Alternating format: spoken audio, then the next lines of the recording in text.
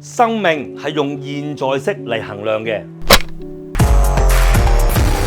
點解話生命要用現在式嚟衡量呢？我哋稱之為當下所有發生嘅事情。大部分嘅人呢，都係活在過去甚至乎咧想在未來，但係從來咧冇喺當下咁樣認真去感受過呢個世界。所以有時候咧同佢講嘢咧，其實佢係聽得一半嘅啫。但係佢個腦裡面可能諗緊聽日嘅事啦，今晚煮嘅飯啦，以前咧嗰個女朋友令到佢幾唔開心啊！你永遠都活喺過去同埋將來，而冇咗當下喺時間線裡面嘅中間咧，咁你永遠都唔開心。就好簡單咁樣去講咧，可能你自己做嘢工作好忙啊咁樣，好啦，咁你不斷咁樣去焦點住，可能係整電腦啊，煩惱一陣咧開會點樣講，突然間咧有人可能係俾一粒嘅菩提子你，可能係紐西蘭嘅靚菩提子，突然間話請你食咁樣，你就可能啪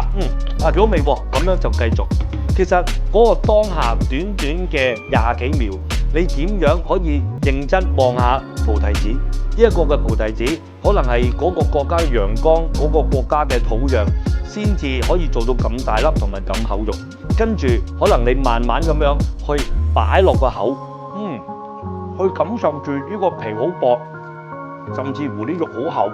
跟住啲核仲好細嘅。短短嘅20秒，你感受到當地嘅農夫、當地嘅氣溫、當地嘅水喉、當地用心嘅種子，甚至乎佢哋幾靚嘅一啲嘅基因，